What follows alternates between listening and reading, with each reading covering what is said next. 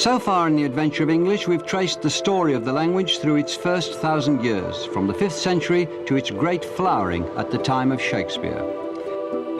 What began as a minor Germanic dialect had come to these shores with the Saxons, endured invasion by Vikings, and 300 years of suppression by Norman French, during which time English virtually went underground.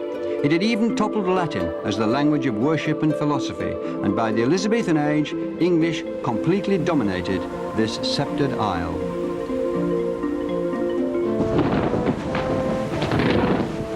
But now, the English language was about to leave Britain.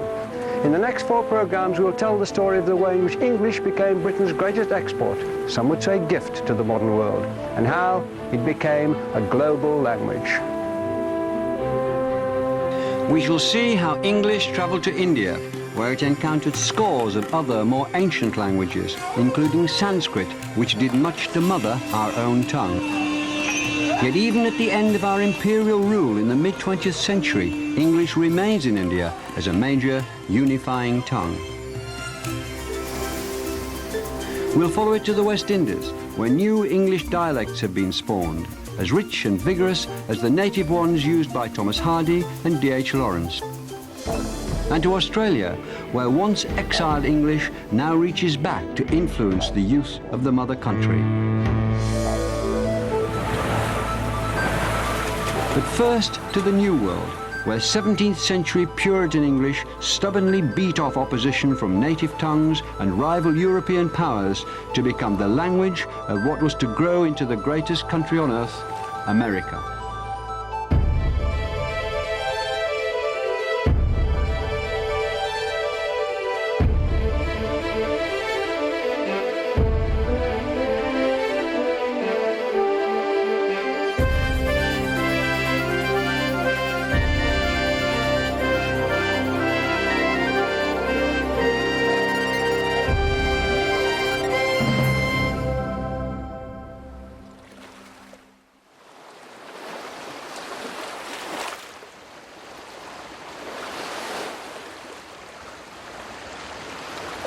This was the newfound land.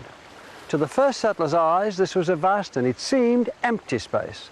And yet it's because of their first determined steps onto this soil nearly 400 years ago that English would one day speak for America.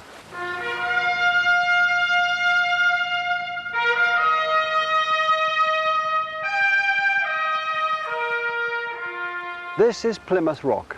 It's literally the foundation stone of modern America. For this is the very spot where the Pilgrim Fathers landed in New England in November 1620. They came on the Mayflower.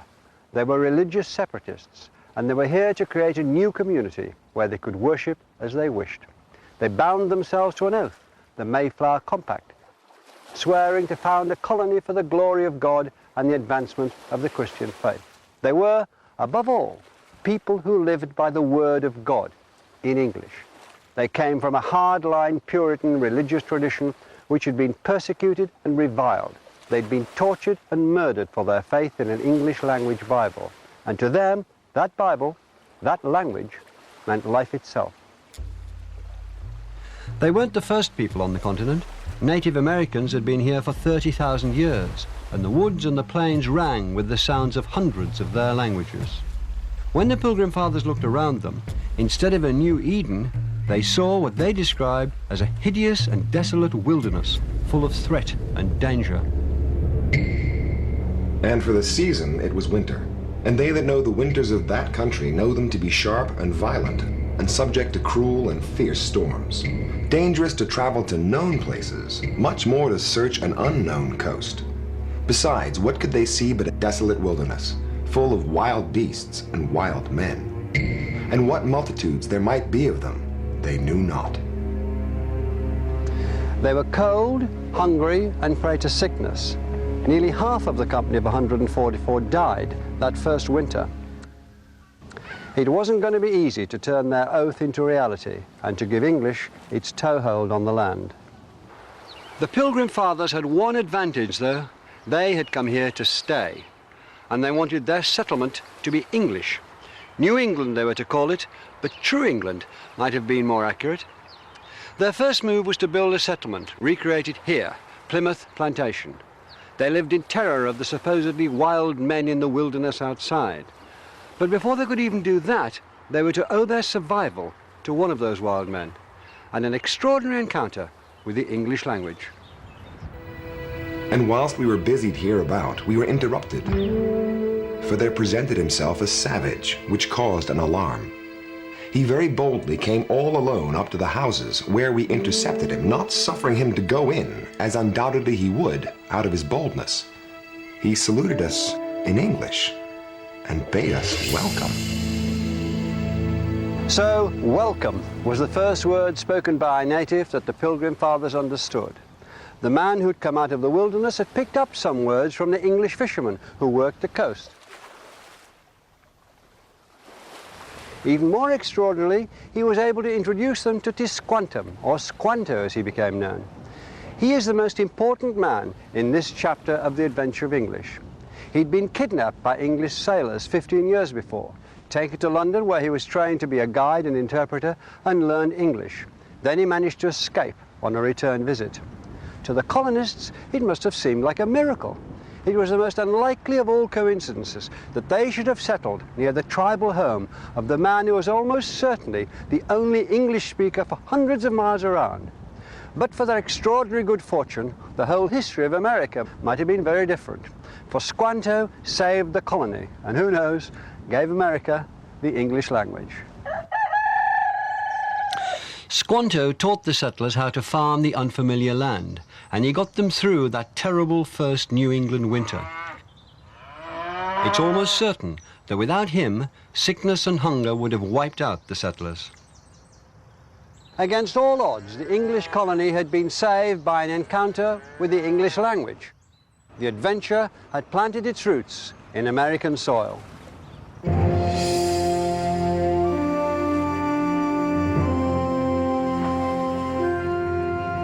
The settlers had a new country, full of new places and geographical features, new animals and plants. They needed words to describe them, and occasionally they turned to the native languages.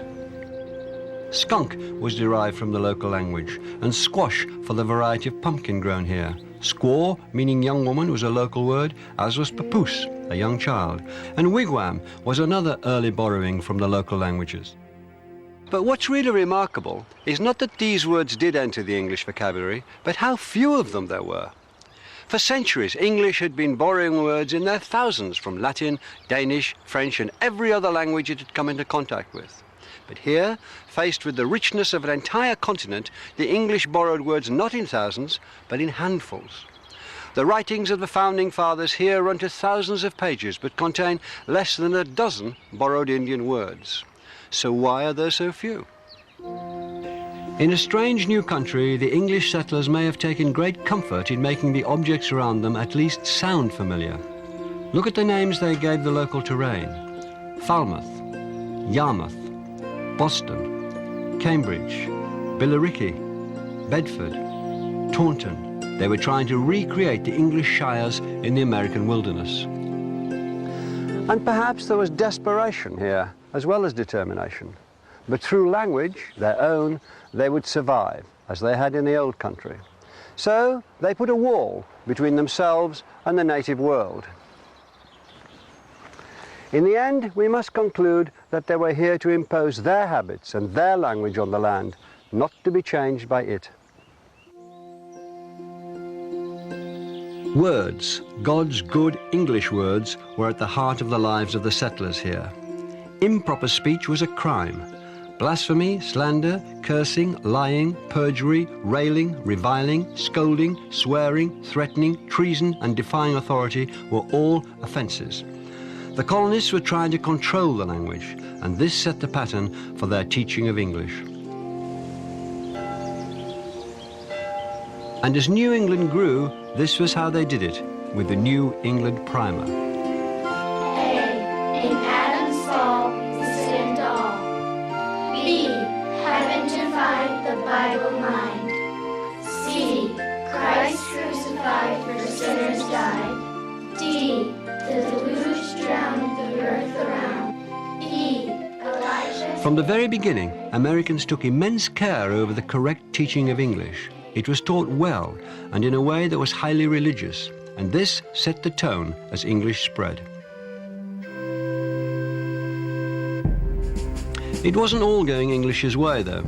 Other European powers were jostling for influence in the New World.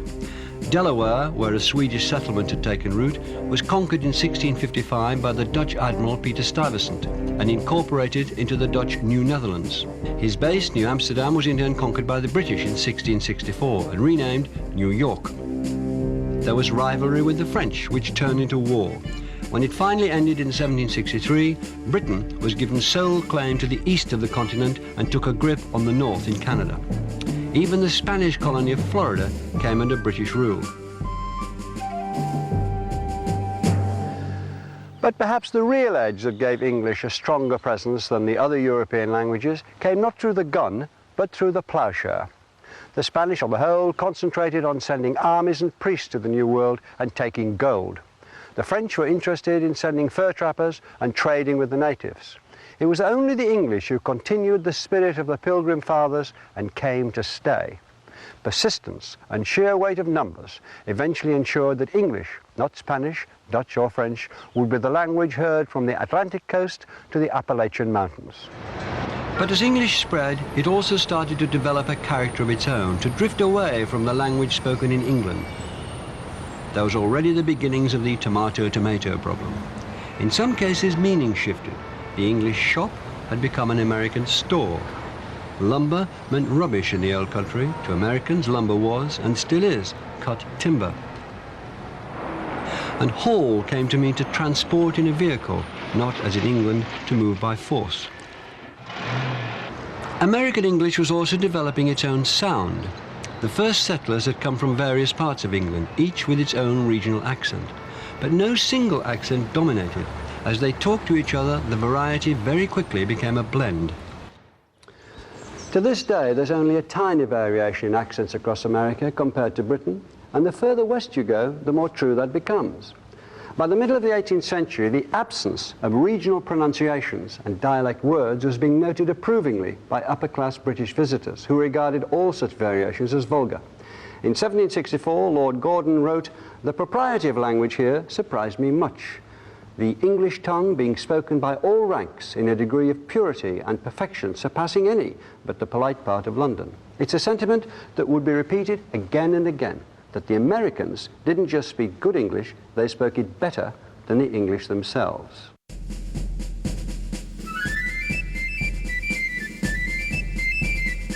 It wasn't only where language was concerned that the colonists began to stand up to the English.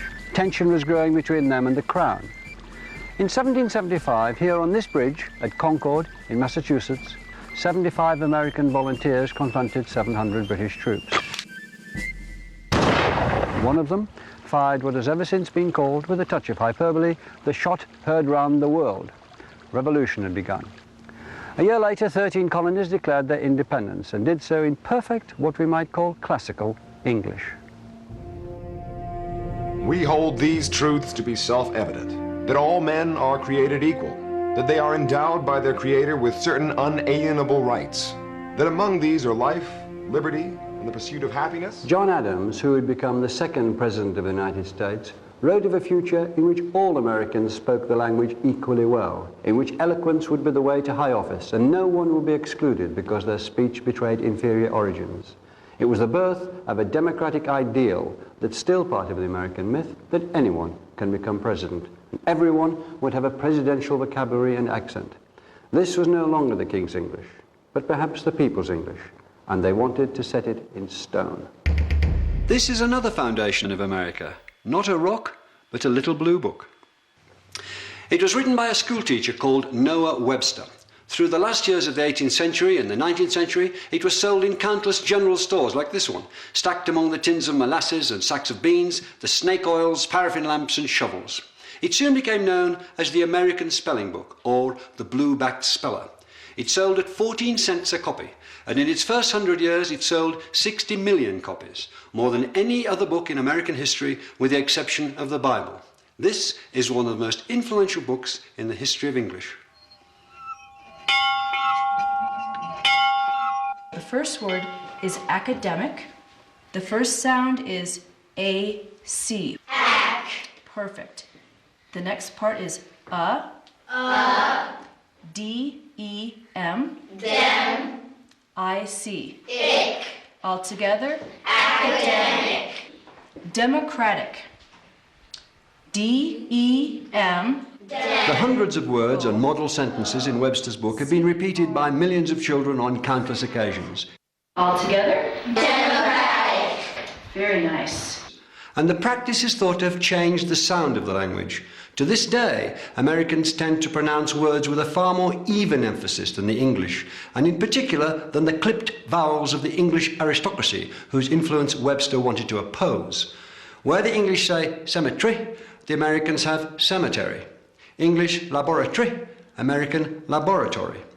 But pronunciation wasn't all that he influenced. It was from this book that America learned how to spell. Correct spelling came to be seen as a standard of education and civilization throughout America, and it still is today. And the spelling bee became part of the life of every town and village. This morning we're going to start our spelling lesson with practice for the spelling bee that we're going to be doing. The first word is syllable. Sometimes when you study words, you might break them into a syllable pattern. Webster's book standardized spelling across America, and he also tried to improve on inconsistent and illogical spellings. Correct. The next word is democracy. D-E-M-O-C-R-Y.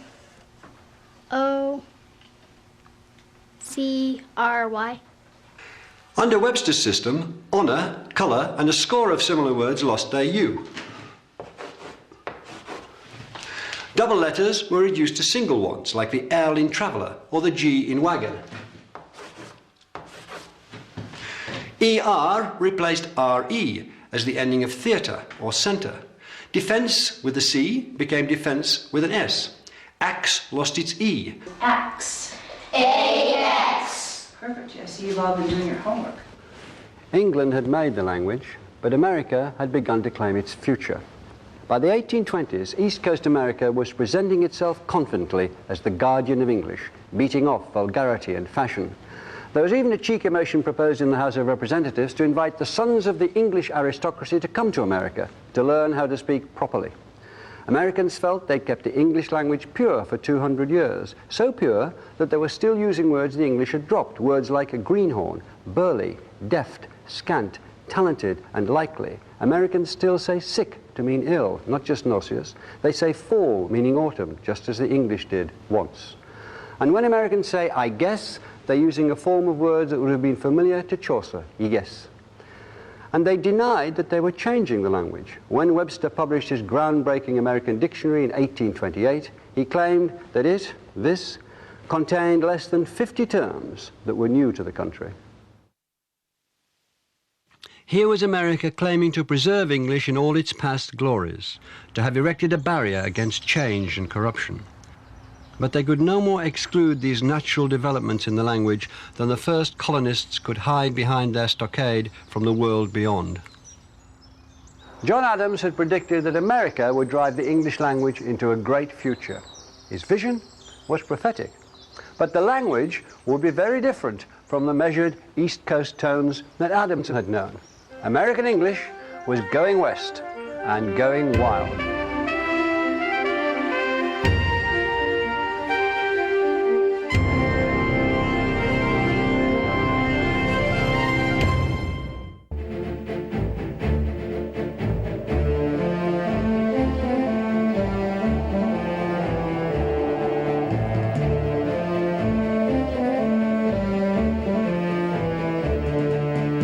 In 1804, the United States purchased what was then called Louisiana from the French for 3 cents an acre and more than doubled the size of the country overnight.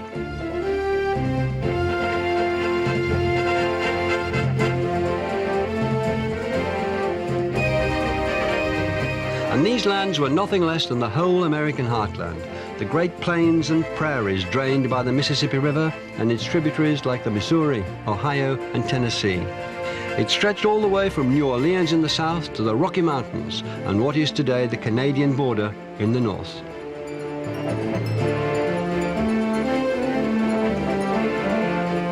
Jefferson, the president, sent an expedition of 45 men under the leadership of Captains Meriwether Lewis and William Clark into the unknown interior in search of a navigable river route to the west coast.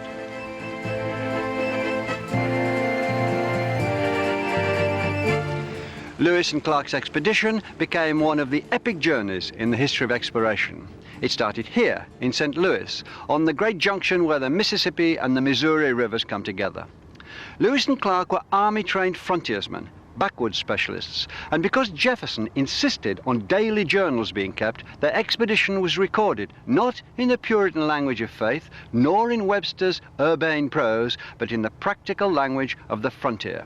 And this is crucial, because it marks the beginning not only of the opening of the continent, but of the decline of the East Coast grip on American English.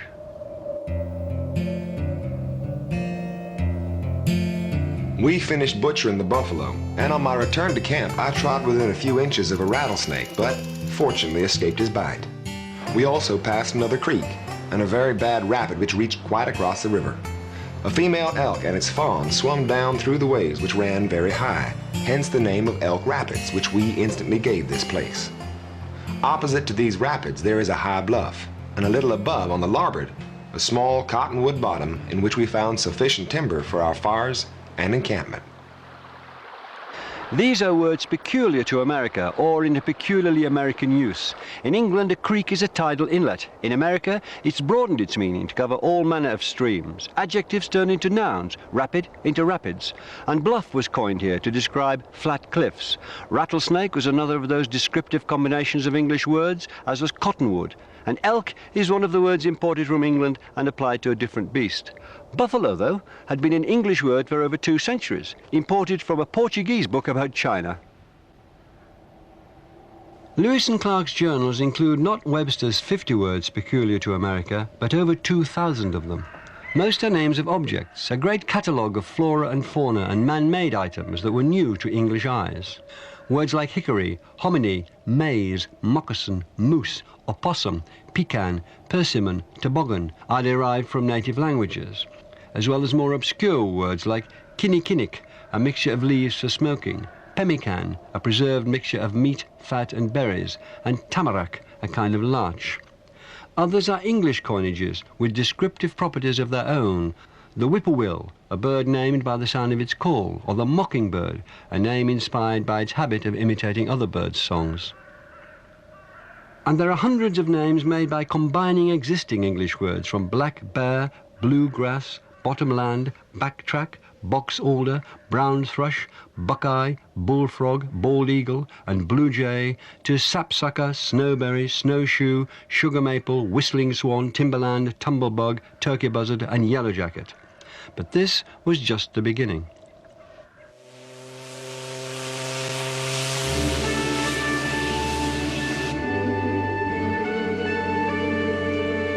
In the wake of Lewis and Clark, the great rivers became America's superhighways.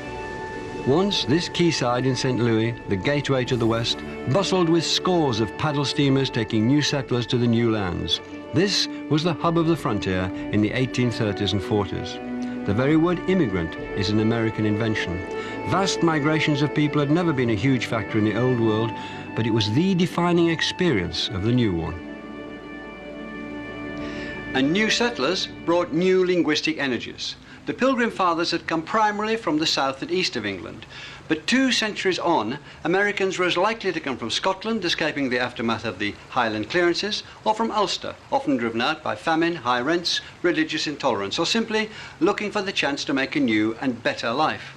As many as half the population of Ulster crossed the Atlantic, and many kept moving west. They became a major part of the rich mix of people who were creating a new American country and a new American voice.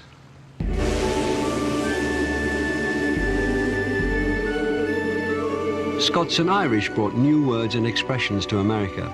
The Scottish verb schoon, meaning to skim over water, took to the sea as a new type of ship, the schooner. The Irish donated the word cabin to name the typical frontier dwelling.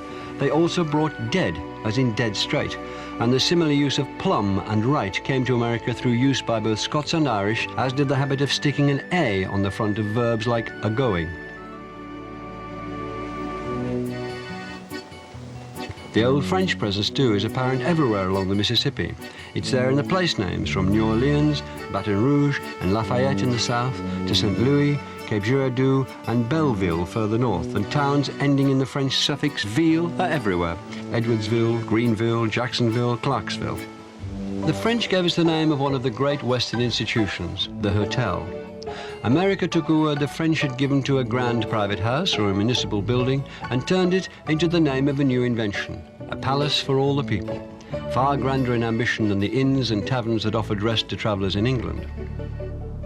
And their clients were businessmen. In 18th century England, merchants had been described as businessmen, but now the word took on its modern American meaning, the mover and shaker in the worlds of finance and expansion and opportunity.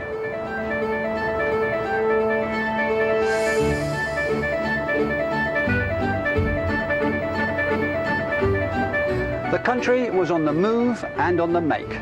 The river teemed with poor migrants, rednecks, who got their name from the way their necks were burnt by the sun as they bent to work in the fields. Because they couldn't afford the steamboat fare, they travelled on rafts, which they steered with oars called riffs, so they were known as the riffraff. On board boats like this one, richer travellers were in turn regarded as highfalutin because of the high fluted smokestacks that carried soot and cinders well away from those passengers, and also perhaps because of the stovepipe hats those dudes wore. They bestrode the Texas deck, the biggest on the boat. Ready to play? Gentlemen, this is 5-card stud. Gambling was a favourite activity among the riverboat passengers.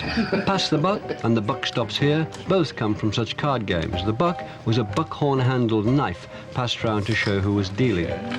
And they're just the start of the phrases that American gamblers gave to the language in the middle of the 19th century. I'm assuming you have an ace. Deal became part of phrases like square deal, new deal, fair deal, raw deal. Dealer will take 3. Big deal, no big deal. And raise it 3. I'll raise your bid, you bet, put up or shut up, and I'll call your bluff were all first heard around the card table. I'll call you. You have an ace up your sleeve, so you up the ante. Someone throws in his hand, but you keep a poker face. Now the chips are down, but the cards are stacked against you. Someone plays a wild card and scoops the jackpot. They're kings. Nice.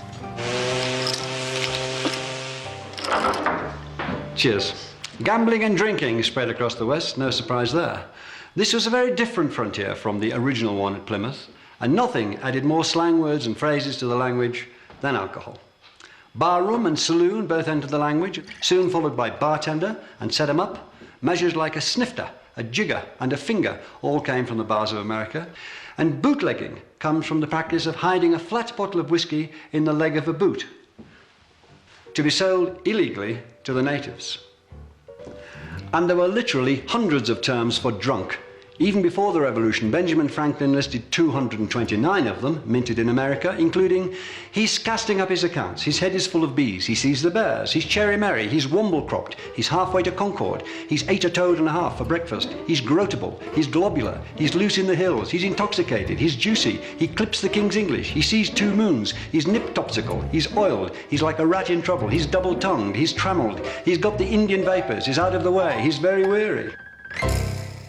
Teetotal was another word that came into the language from the Irish settlers, along with speakeasy, shillelagh and smithereens, yes indeedy and no siree, and later of course came on the wagon.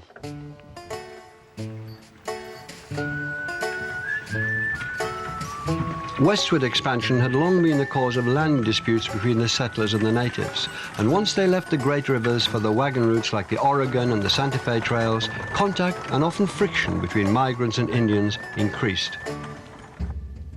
Many of the Indian words that had already come into English reflected this antagonism. Scalp, a good old English noun, had become a far more threatening verb as early as 1693.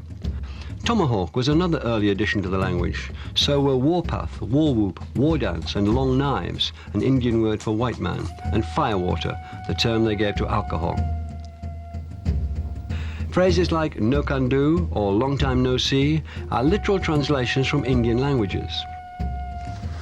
The word brave to describe Indian warriors was certainly inherited from the French, and buck, slang for a dollar, derives from buckskin, the standard unit of trade between Europeans and Indians. Conflict with the natives was just one of the hazards faced by the people who went west. Every one of them had an epic journey to tell of the hardships imposed by distance and the weather. Every one had carved a new life out of a landscape made on a scale unknown in Europe. They chose new American heroes for themselves, through whose stories they could distill their own experiences, and they chose them and told tales about them on a grand scale. The most famous of all straddled the gap between fact and fiction, Davy Crockett. He was, as we know from the song, born on a mountaintop in Tennessee. He was the son of a veteran of the Revolution. He became a congressman, famous for his plain speaking, and he died defending the Alamo in Texas in 1836. He was as American as they came, and he became a legend, the king of the wild frontier, the hero of a series of paper-bound books telling exaggerated stories about him. This fictionalized Crockett was the first great exponent of a style of speech as big as the country, called tall talk. When he opened his mouth, he made the forest shake. These is times that come upon us like a whirlwind and an earthquake. They are come like a catamount at full jump. We are called upon to show our grit like a ball lightning against a pine log, to exterminate, mollify, and calumniate the foe. Pierce the heart of the enemy, cram his pesky carcass full of thunder and lightning like a stuffed sausage, and turtle him off with a red-hot poker. And while the stars of Uncle Sam and the stripes of his country wave triumphantly in the breeze, where is the craven, low-lived, chicken-bred, toad-hopping, red-mounted, bristle-headed mother son of ye who will not raise the beacon light of triumph, snouse the citadel of the aggressor, and squeeze ahead to liberty and glory? Confidence bred ornate Baroque words, shebang, shindig, and slumgullion, kaflop, kabang, and kathump. An American need not simply leave hurriedly, he could absquatulate or skedaddle. He didn't just use something up, he exflunkitated it. The language was hunky-dory, rambunctious, splendiferous. Its vigor was in speech, and that habit of coming up with vivid verbal images has left us with many that figure in everyday talk. It's not my funeral if you fly off the handle because you have a chip on your shoulder and an axe to grind. I won't sit on the fence and dodge the issue. I won't fizzle out. I won't crack up. No two ways about it. I'll knuckle down and make the fur fly. I'll go the whole hog and knock the spots out of you, and you'll be a goner. You'll kick the bucket. So face the music. You're barking up the wrong tree. You won't get the drop on me. I'm in cahoots with some people with the know-how. Keep a stiff upper lip and have the horse sense to pull up stakes, okay? Within 2 generations of the opening of Louisiana, the American language had been reborn. No legislator sitting in a library in one of the eastern states could have hoped to arrest its exuberant progress. It's a fact that the biggest author of the language is Anon. This was the democratic language that Adams had foreseen, but democracy meant that everyone threw in their 2 cents worth, and the old conservative values were trampled in the movement west. And never quicker than when gold was discovered in them thar hills.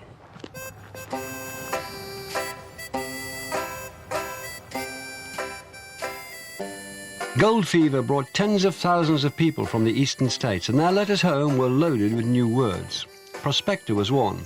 They wrote about how they'd staked their claim, about how they hoped that gold dust would pan out of the water that they were sieving, or they would strike it lucky or strike it rich and produce a bonanza, which came from the Spanish word for fair weather. And for the first time, a surefire investment became known colloquially as a gold mine.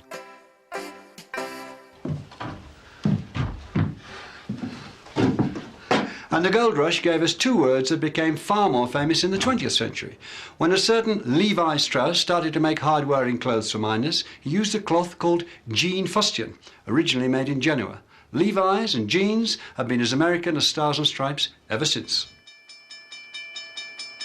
But other envious souls used to try to pass themselves off as the man who had such a simple but brilliant idea. And so he developed the habit of introducing himself to strangers as the real McCoy.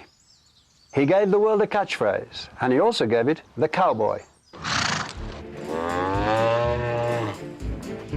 English had known the word cowboy since the 18th century, but now it took on a new currency and a new meaning. McCoy's brainwave turned the cattle industry into a license to print money and the cowboy into a national icon. Cowboys had been working near the Mexican border for years, picking up Spanish words, which now drove north with them. Ranch comes from the Spanish, as does corral, where horses or cattle were penned. Mustang, bronco, and the more humble burro, the chaps, sombrero and poncho they might wear, the cinch that secured the saddle, the lariat and the lasso they used to rope cattle, the sierras, mesas and canyons they rode across, the cries of vamoose and pronto, the stampede that they feared, and the rodeo where they drove the cattle together, all came from Spanish. The language of the West has become the standard idea of what American English is like, completely overtaking the proper speech of the East. And the man who is virtually single-handedly responsible for this was one of the greatest showmen and boosters of them all. He was William F. Cody, Buffalo Bill, and he chose to be buried here, on the hills above Denver, where the Rockies rise steeply out of the Great Plains. He turned the frontier experience into an epic entertainment, Buffalo Bill's Wild West. The extravaganza featured live elk and buffalo, real Indians attacking a stagement of Custer's Last Stand at Little Bighorn, in which Buffalo Bill himself arrived on the scene just too late to save the day. It was nonsense, and it was a smash across America and Europe for 30 years, long after Indian resistance had ended and the last buffalo herd had been massacred. It created a vogue for the language of the West and began a line of Western myth that kept that language alive through countless books and films. And the dreams of luxury and optimism became an enduring fantasy of a Western El Dorado, an Eden, somewhere over the rainbow, or at least the next county line. It's all there in a little song about the hobos, another good frontier word, who rode the railways west in search of their own American dream. In the big rock candy mountains, you never change your socks, and the little streams of alcohol come a-trickling down the rocks. The brakemen have to tip their hats, and the railroad bulls are blind. There's a lake of stew and a whiskey too. You can paddle all around them in a big canoe in the big rock candy mountains. But there was another group of Americans who'd never been invited to share that dream, the black slave population of the South. And they spoke about their experiences in a very different language. I'll see you all this coming fall in the big rock candy mountains.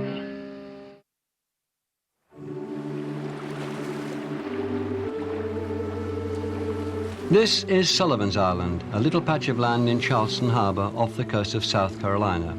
It was the first taste of America for hundreds of thousands of immigrants in the 18th and 19th centuries.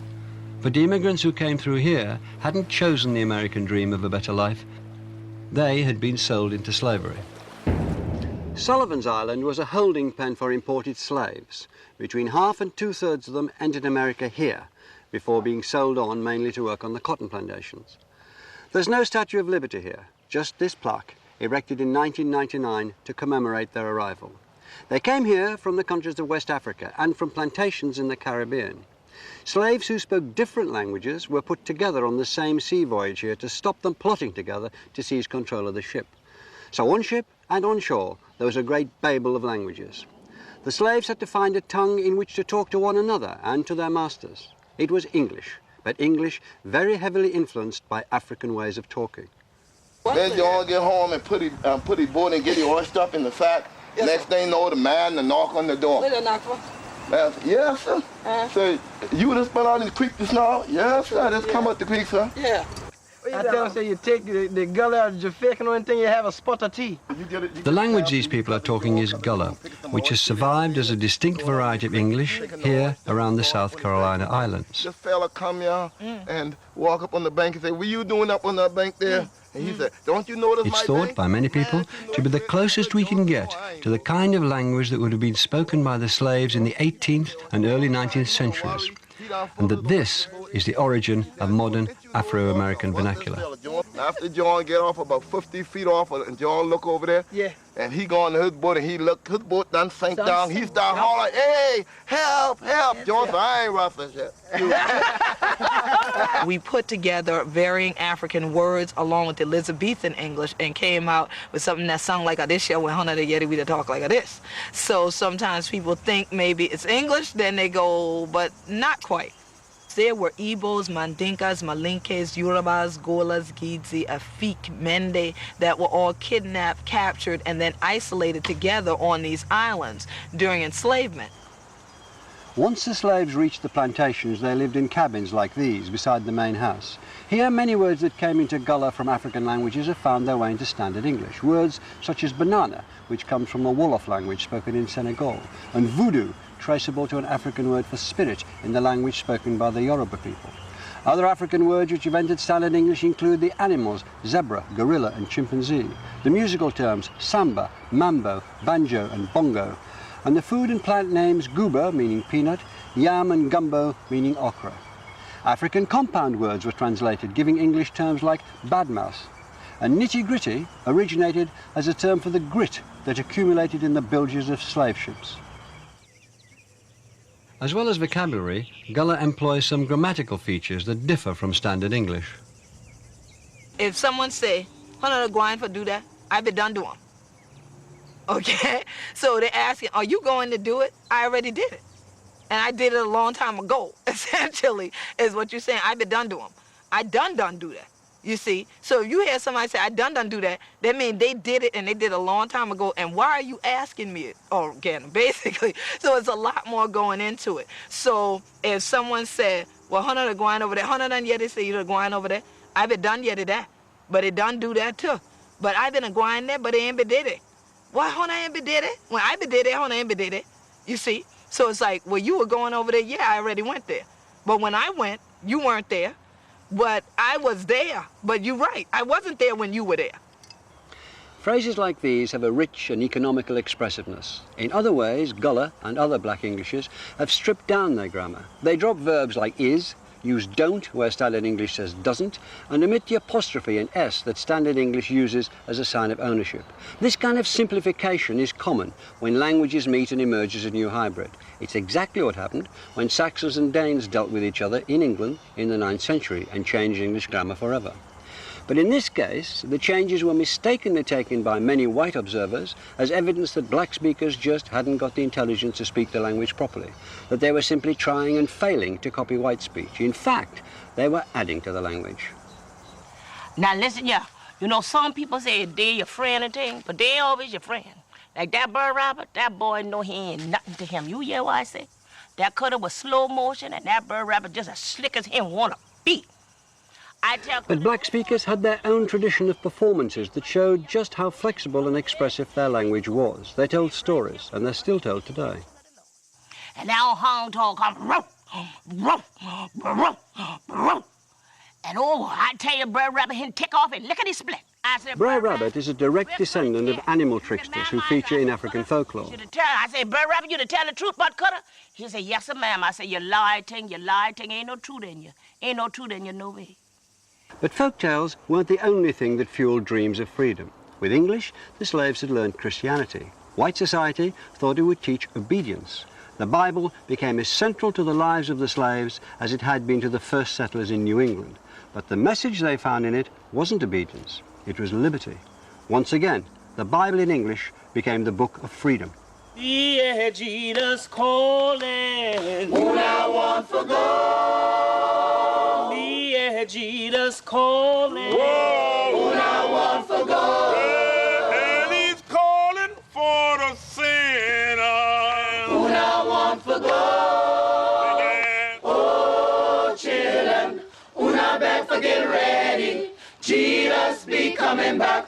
Una want for God.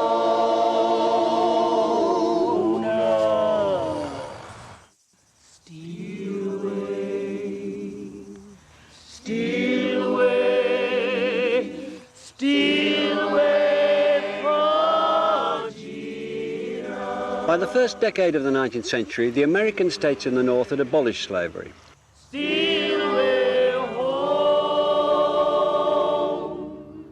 When the blacks of the South sang "Steal Away" or "One More River to Cross" or "Bound for Canaan Land," they were introducing new words and sounds into the language, and they were also singing not just about the next world, but about this one, about the hope of escaping to the North and to freedom.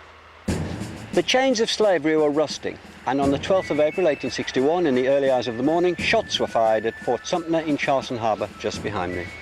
This was the start of the American Civil War, which the North, of course, was to win. 4 years later, Confederate forces abandoned Charleston. The Union Army marched in unopposed. They freed the slaves. Glory, glory, hallelujah. The promise in the language of their spirituals had come good for the black people of Charleston. Oh, glory, glory. The American Civil War gave us the phrase, hold the fort. And the first people to hear anything on the grapevine were in the southern states, where army telegraph lines strung in the trees became so knotted that they were said to look like grapevines. Oh, you got to ask the Lord's forgiveness. There was plenty of resistance to the new order. The Ku Klux Klan, who apparently derived their name from the Greek word kuklos, meaning circle, were formed in the aftermath of the war. They gave English the word bulldozer, originally a bull dose, meaning a dose large enough for a bull. It was a dose of whipping, and it was administered to black people, often fatally. Words like bulldoze are a savage reminder that the end of the war didn't bring the end of segregation and prejudice. In theory, blacks and their language were now free to mix with whites, but in practice, it was only in the 20th century that the mixing of vocabularies really began, that, just like in the plantation houses, white speakers started to ape black speech, and cool was born. And that's a story for a later program. Even after the Civil War, very few white people treated black language with any interest or respect. One who did was a man who'd grown up on the Mississippi and was fascinated by all of its talk, black and white. Luckily for us, he was a genius. When he made writing his profession, he chose as his pen name a call that he'd heard the riverboatmen use to sound a depth of 2 fathoms, Mark Twain. And the river runs through Twain's greatest book, The Adventures of Huckleberry Finn. It's set in the years before the Civil War, and it's the story of a young boy who escapes what he disdainfully calls the civilizing influence of his Aunt Sally. Huck takes to the river on a raft in the company of an escaped slave called Jim. In his introduction, Twain told his readers that he'd taken great pains to capture the different dialects of the river. A southerner talks music, he once wrote, and when he'd Huck Finn describe life on the river, he found its melody. It's lovely to live on a raft. We had the sky up there, all speckled with stars, and we used to lay on our backs and look up at them and discuss about whether they was made or only just happened. Jim allowed that they was made, but I allowed that they happened. I judged it would have took too long to make so many. Jim said the moon could have laid 'em. Well, that looked kind of reasonable, so I didn't say nothing against it, because I seen a frog lay most as many. We used to watch the stars that fell, too, see 'em streak down. Jim allowed that they got spoiled and was hove out of the nest. This is a new voice in the American record, that of the common man and the frontier. English has come a long way from the sober and sacred language that the Puritans had first brought to New England. It has changed its sound, and it has changed its character. Words were no longer solely vehicles for God's truth. There were also words that offended. The East Coast wasn't yet ready to relinquish its self-appointed role as guardian of the language. Back here at Concord, the cradle of the Revolution, the civilized Aunt Sallies who sat on the Library Committee banned Huckleberry Finn for its vernacular language. It was, they said, couched in a rough, ignorant dialect, and that there was a systematic use of bad grammar and an employment of inelegant expressions.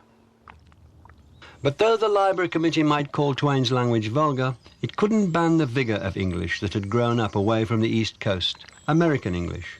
Huck's closing words defied their attempt to control it.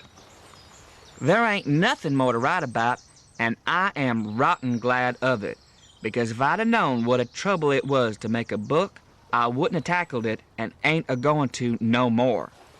But I reckon I got a light out for the territory ahead of the rest, 'cause Aunt Sally, she's gonna adopt me and civilize me, and I can't stand it. I've been there before.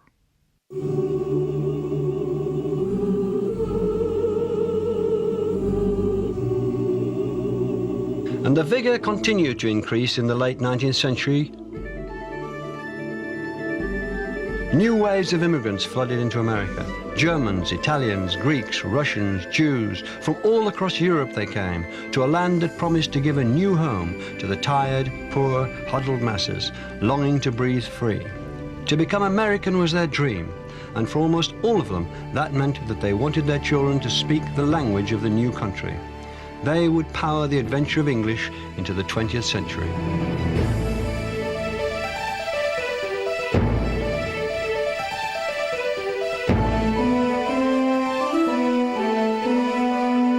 The Adventures of English is available as a DVD, audiobook and book at Dymocks and a DVD at JB Hi-Fi.